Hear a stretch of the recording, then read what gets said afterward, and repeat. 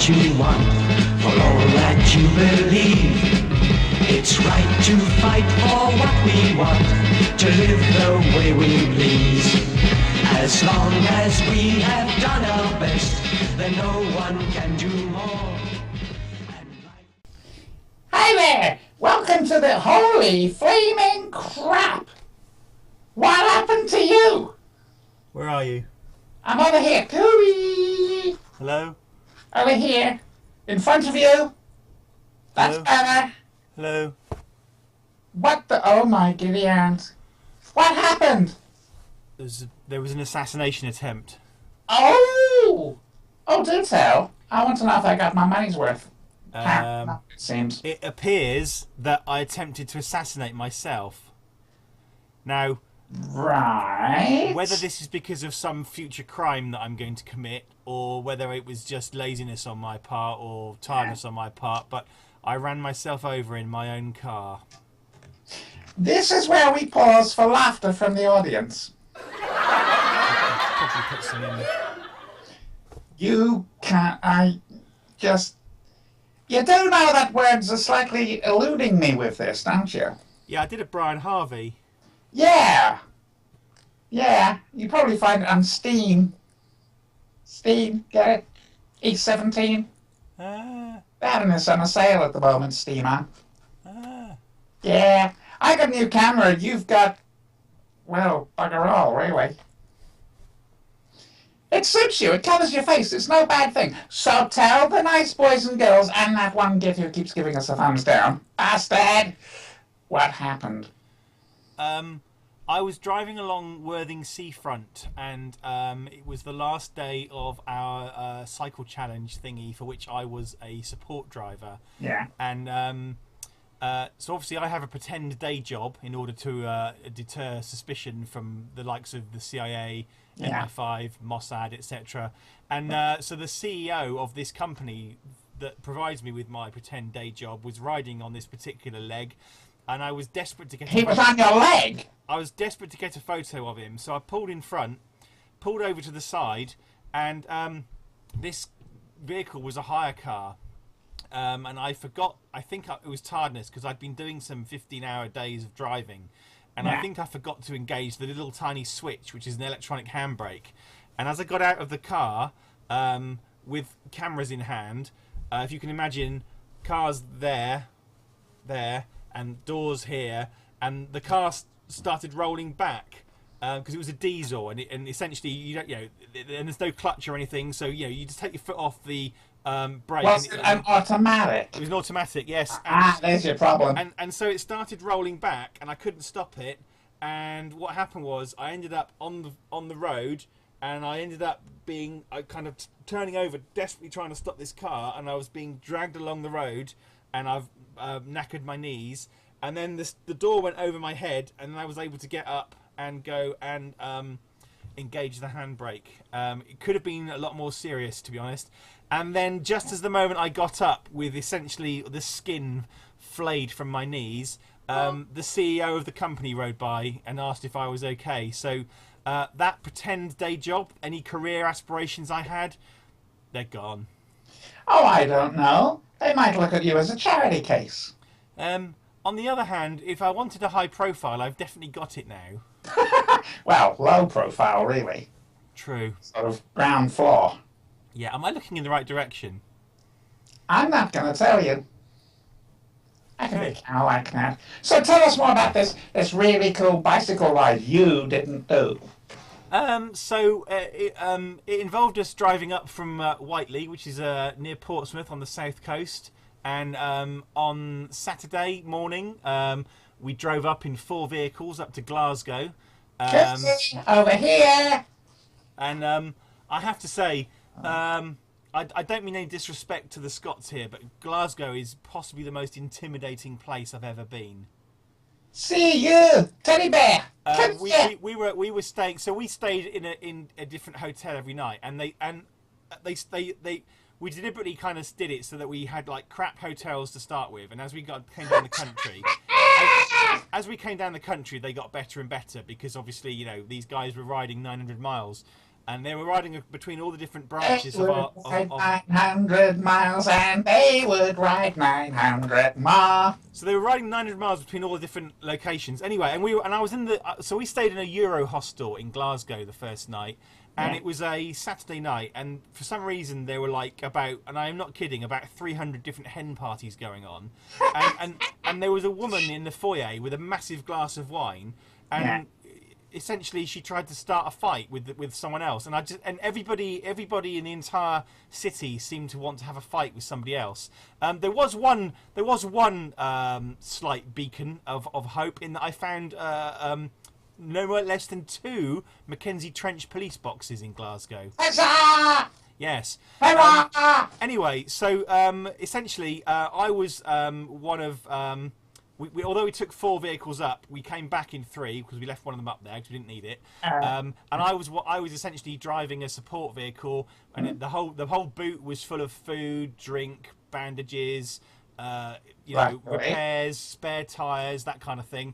And so I had a really good time kind of following the crew. We had all sorts of weather. We had glorious weather. We had thunderstorms at one point. We had hailstones and stuff, we had people crashing. One guy broke his arm on the second day. Well, no, sorry, fractured his arm on the second day. Rode 600 more miles with a fractured arm, and has gone back to the doctor today, and the doctor wants to put him in a cast. So he rode 600 miles essentially with a broken arm. You don't think it's possibly your insurance company touting for business? Possibly. Anyway, the current thing is that we are, I think, on the cusp of raising £90,000 for charity. Wow. Because what happens is any money we raise gets trebled. The company has a kind of policy of, they'll double any money that we get, and there's another process by which you can add more to it. So we're on the verge of about £90,000. So it's pretty good. So, and it was a really good event, and it was interesting seeing parts of the UK that I hadn't seen before. And we went to Glasgow, Newcastle, Leeds, Birmingham, Manchester, Wilmslow, Cardiff, Cheltenham, Swindon, Brighton, London, Farnborough, Whiteley. We kind of did like a zigzag across the country, really. Yeah, £90,000 that's really good. You guys should be really proud of yourselves. Yeah, and not only did I was tweeting regularly. So my responsibility not only was to drive a car and act as a kind of safety net, but I had lots of kind of waiting around because I would leapfrog my group and kind of wait for them to catch up and then repeat. And so I was tweeting about 30, 40 times a day with pictures, and people were following the pictures and following what we were doing kind of live. And I took about another 4,000 or so photos, which are on my Flickr stream, so I'll happily put them up if people want to wade through them. And I also made a 1 3/4 hour film of the entire thing. So if you want to spend some time in my company and watching the aftermath of me nearly killing myself on Worthing seafront, then feel free to watch it. And people tell me it's quite enjoyable. Okay. Well, you're going to put links either on this or in the YouTube description. Yes. In fairness, yeah, the film's good fun. I know that Davies was quite impressed by it. Okay, that's nice to know. I didn't know you watched it. Yeah. And quite frankly, you ain't right taking all those photographs.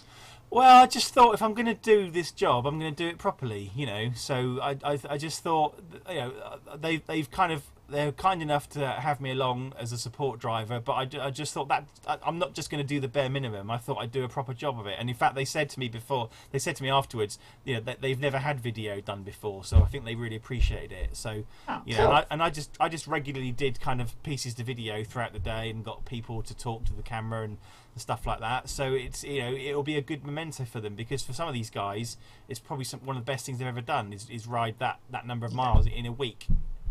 Yeah, it's a shame that on the video you didn't employ for money, I don't know, a musical genius to put music on it. For money. I use royalty-free music off Tinternet. Get. Anyway, seriously, you should be proud. Who's the money going to, apart from So the company that provides my fake day job is Zurich Insurance, and they have this thing called the Zurich Community Trust, which they've been running for over 25 years now. In fact, it's nearly 40 years, in fact. And essentially what they do is they have national partnerships with charities, and they have local partnerships with charities, and they have like a charity committee, and essentially they are solely funded by donations from the company or from employees, and they distribute the money locally between across all the different branches around the UK and nationally. So there's kind of like there's children's charities, there's like dementia charities, there's all sorts of stuff. So it's never the same. It can change over the years, but it always goes to kind of good causes. And they have this thing every year. They have this thing in Zurich called the Global Community Week. So this cycle ride took place during the Global Community Week, and that's when all their big kind of challenges happen. And every year they have this challenge booklet they electronically issue, and teams can sign up and kind of undertake local challenges. So some of them might be to go and repaint, I don't know, a nursery, or to go and look after someone's garden in a nursing home or something like that. And the company gives people days off to actually go and do these things. So I know insurance companies get a bit of a bad rep, and sometimes arguably so, but the company I have this pretend day job for, they are very committed to kind of being socially responsible kind of citizens, really. And I've been working with them for nearly 23 years, so there you go. I think all of you should be very proud of your achievement. Well, I wasn't riding; I was just driving a car. But you still helped. Admittedly, the cyclist put most of the effort in, but you nearly gave your life for it. Well, I was desperate to get a photo, basically. So, but yeah, it was one hell of a twist to the story. Is who's going to get killed? Oh, it's the driver. Well, anyway, you should be proud of yourselves, all of you. Please pass on my appreciation. I will. Just to kind of say, we had 15 core riders doing the whole 900 miles, and then we had people joining us for different legs. So in total, we had 87 riders. But 15 of them did the whole thing, and it was really cool. We had proper uniforms and everything. We were like a proper cycling team. It was actually really, really, really cool thing to do. It was like being in the Tour de France. At one point I had someone on the phone in one ear in my headphones, and I was chatting to a cyclist with the window down whilst I was driving along, and it was really stressful, but it was really exciting. I really enjoyed myself.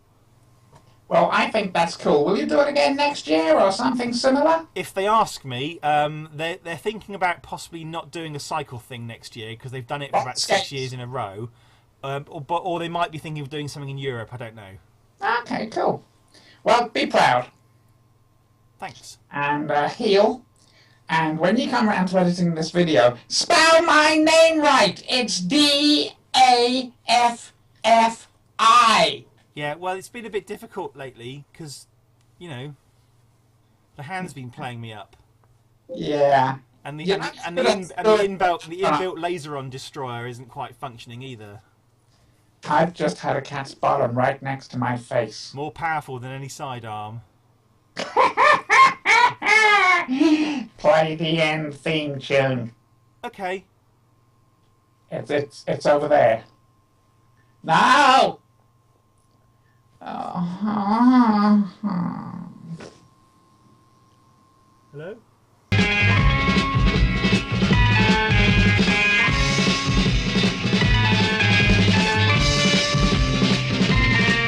You've got to fight for what you want, for all that you believe. It's right to fight for what we want, to live the way we please. As long as we have done our best, then no one can do more. And life and love and happiness are well worth fighting for. They're well worth fighting for.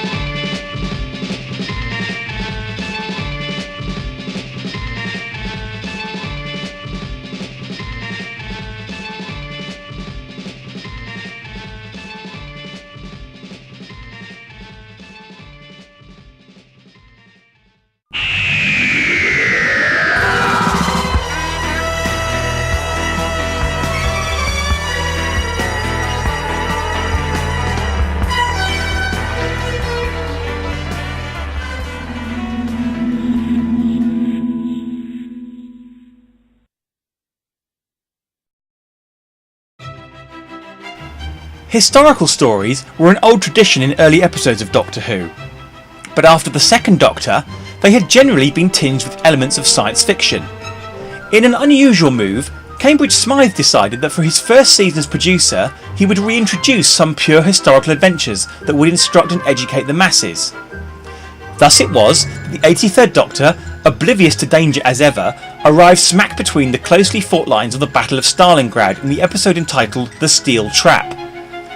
This World War II episode, set in August 1942, was a brave attempt to bring a serious topic to Doctor Who. Alas, an inexperienced crew and a part-time hack writer employed straight after being fired from a poorly written and badly researched free local newspaper managed to bring the BBC's reputation for excellence in historical dramas into severe disrepute, and bring about one of the most shameful episodes in the show's history.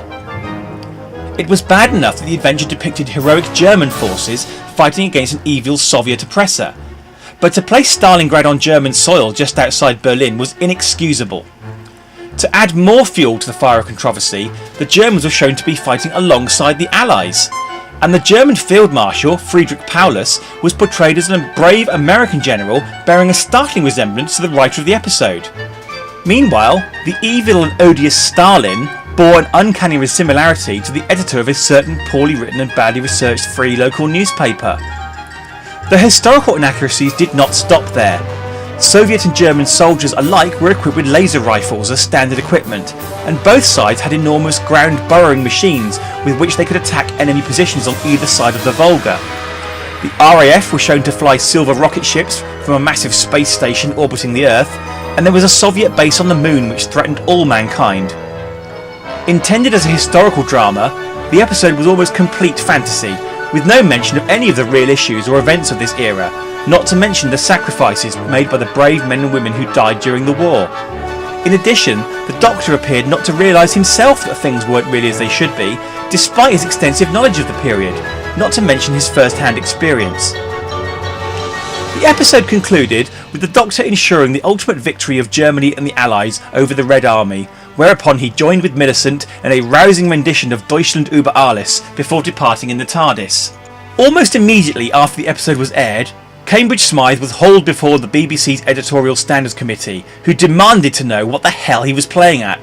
It soon became clear that he was an idiot, and so no formal charges could be brought against him, but the government-run regulatory authorities felt somewhat different about the BBC itself. As punishment, the BBC was forced to wipe all copies of the episode, to make a great many on-air apologies, and to air the entire series of The World at War several times over in what would normally be peak time viewing, to re-educate the viewing public of the real and very grim facts about World War II.